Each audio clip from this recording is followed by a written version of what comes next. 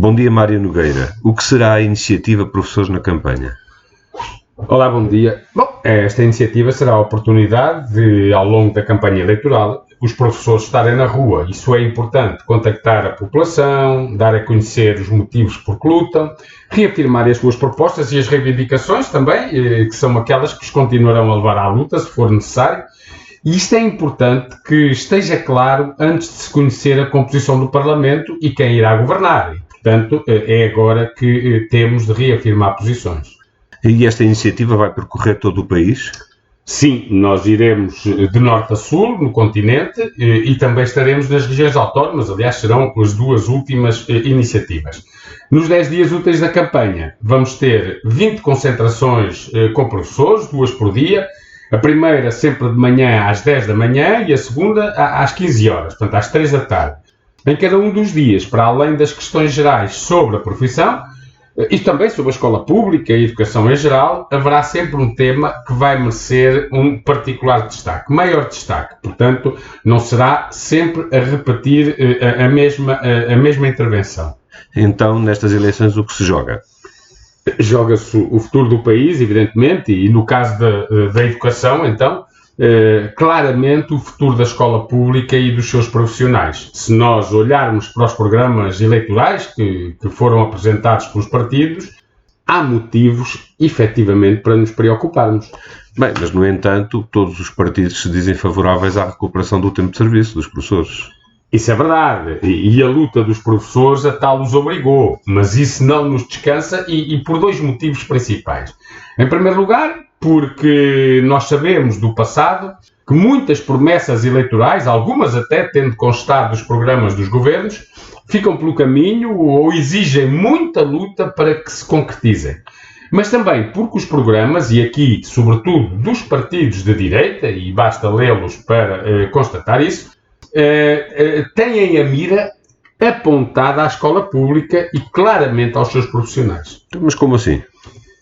Por exemplo, com o argumento de que defender a escola pública é ter uma visão estatizante, e então esses partidos, que sempre desenvolveram, nós todos nos lembramos, expedientes que fragilizaram a escola pública, que provocaram milhares de horários zero e muito desemprego nos docentes, e esses partidos iam enchendo os bolsos dos promotores privados com milhões sacados ao Estado, todos nos lembramos disso, e a escola ia definhando. E isso volta a estar nos programas eleitorais? Tudo. Está lá o regresso dos contratos de associação, e repare-se, para contratos de associação era necessário as escolas estarem com falta de espaço, não poderem acolher todos os alunos, o que não acontece hoje. Insistem alguns deles no cheque ensino. Tudo isto em nome daquele princípio que eles chamam a liberdade de escolha. E, portanto, está lá toda a artilharia pesada com que esses partidos pretendem atingir a escola pública. Aliás, essas são as águas em que se navega da direita à extrema-direita e eu digo isso com provas, com confirmação objetiva, que é o teor dos programas eleitorais. Bem, dizes também que os profissionais estão na mira dos programas da direita. E o que é que te leva a afirmar isso? O que se pode ler em alguns programas, tal como em relação às escolas, nuns consegue-se encontrar de forma mais explícita, noutros nas entrelinhas. Por exemplo, há quem defenda, há partidos que estão a defender a revisão da avaliação do desempenho, mas não para tornar essa avaliação mais justa, não para acabar com as cotas, mas para lhe introduzir fatores a que chamam eficácia, que depois vão medir através dos resultados dos alunos. Mas não ficam por aí. Por exemplo, pretendem que as colocações e os salários dependam dessa avaliação. Ainda por cima, uma avaliação que, defendem eles, seja feita num contexto em que os diretores têm com competências reforçadas e, portanto, em que os diretores serão mais decisivos. E agora imagine-se, com mais poder dos diretores na escola, com maior intervenção sua na avaliação, com as cotas a manterem-se e veremos se não a apertarem-se. Bem, evidentemente que isto preocupa-nos muito. Aliás, esses partidos voltam a pôr em causa a graduação profissional nos concursos, apontando para novamente a escolha dos professores para as escolas, o que levou os professores a tanto lutarem o ano passado, e defendem também salários diferenciados para a mesma função, dependendo precisamente da avaliação que eles defendem. Bom, é bom que os professores tenham consciência de que aquilo que está a ser defendido por cada um dos partidos nestas eleições, em alguns casos com maior clareza, mas noutros muito disfarçado sob a capa da contagem do tempo de serviço, pode pôr em causa de facto aquela que é hoje a profissão, ou ainda desvalorizar mais esta profissão. Agora, outra coisa, há quem afirme que se pretende alimentar a escola pública com os filhos dos outros. Que responder a isto? Sim, há dias lia de um comentador que escrevia, o João Miguel Tavares, precisamente isso, que se pretende alimentar a escola pública com os filhos dos outros. Este é um tipo de conversa que vem daqueles que estão interessados em alimentar interesses e vícios privados com o dinheiro que é público, ou seja, que é de todos. O povo dá-lhes um nome feio, que eu não vou aqui dizer, mas, efetivamente, aquilo que nós temos que defender é que o financiamento público deve destinar-se à escola pública para que ela dê resposta a todos e uma resposta de qualidade. Em situações em que não o consegue, então sim, aí deverá chamar a que se associem à resposta pública, precisamente outras respostas, e que deverão ser financiadas em conformidade, mas apenas nessas situações. De resto, o privado tem todo um espaço a ocupar, agora as opções de cada um devem também ser assumidas por quem as faz, evidentemente. A pensar então agora no futuro, o que é que defenderá a FEMPROF junto do Governo? Nós iremos defender um protocolo negocial para a legislatura. São, em princípio, 4 anos. Defendemos isso com este Governo, mas nunca foi aceito. Até curioso, porque o Governo que sob funções defendia um pacto e depois não quis um simples protocolo.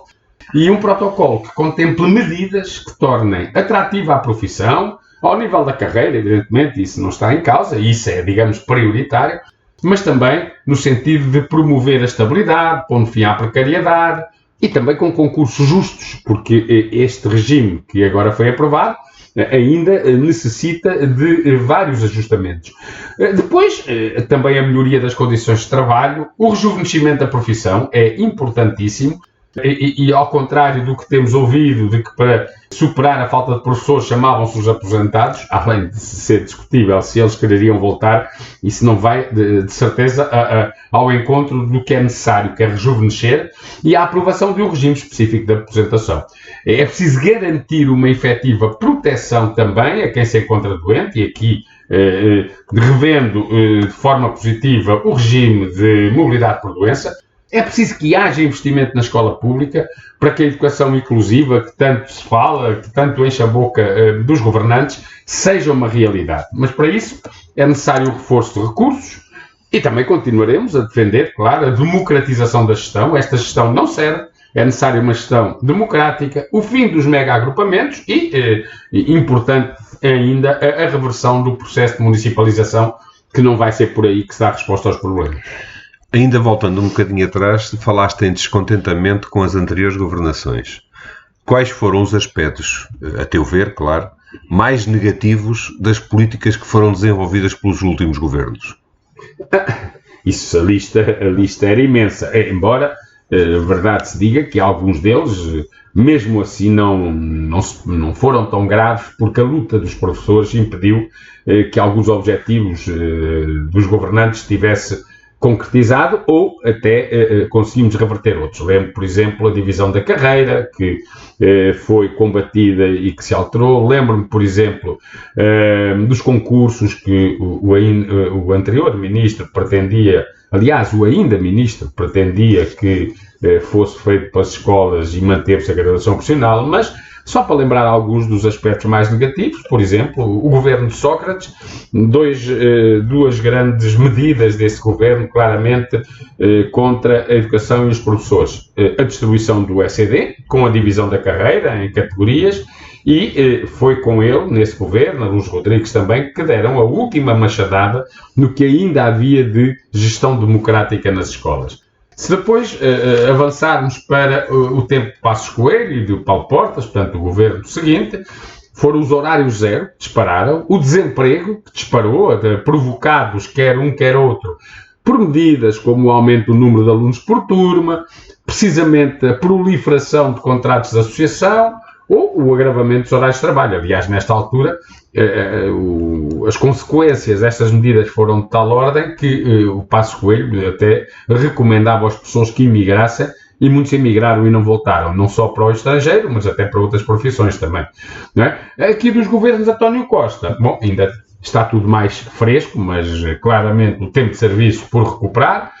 A municipalização, que foi já aprovada nestes governos, na Assembleia da República, a lei, precisamente pelo grupos parlamentares do Partido Socialista e do PSD também, ou a falta de recursos para uma educação que efetivamente seja uma educação inclusiva. Aliás, fizemos um levantamento e as direções das escolas dizem que o grande problema, o grande entrave a uma educação inclusiva, efetivamente inclusiva, é a falta de recursos, docentes, mas também não docentes, auxiliares, assistentes operacionais, portanto, ou também especialistas, portanto, técnicos especializados, desde psicólogos até terapeutas, e essas são, claramente, as medidas ou aspectos que decorrem das últimas 3 governações, para não ir mais para trás, que constituíram, digamos, ou que deram, ou que impediram que a escola pública tivesse hoje uma outra qualidade. Mas tudo isto tem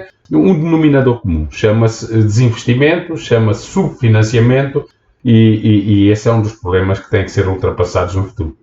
Agora mesmo a terminar, que fazer para que no futuro a profissão docente e a escola pública sejam valorizadas, então?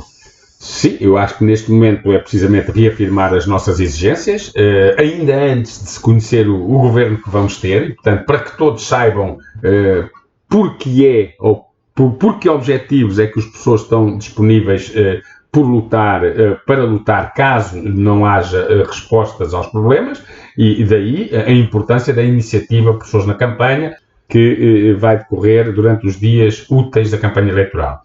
Depois também votar, mas levando a luta até ao voto, quer dizer, não se pode andar aqui sempre a exigir, a reivindicar, e depois quando chega o momento de decidir, de eleger deputados, nós, por motivos às vezes de natureza absolutamente subjetiva, acabamos por ficar tudo na mesma, ou até piorar, não é?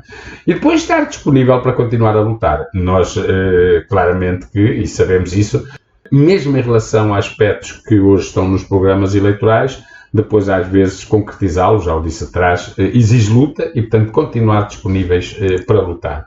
E se nós estivermos disponíveis e conseguirmos, neste momento, fazer aquilo que devemos fazer, eu acho que será possível depois chegar à mesa das negociações com a força suficiente para fazer valer as nossas posições. E vai ser aí, no plano negocial, que nós poderemos resolver os problemas. Agora, para se negociar e ter resultados positivos, que não é novidade, todos sabemos, a luta é que fará a diferença.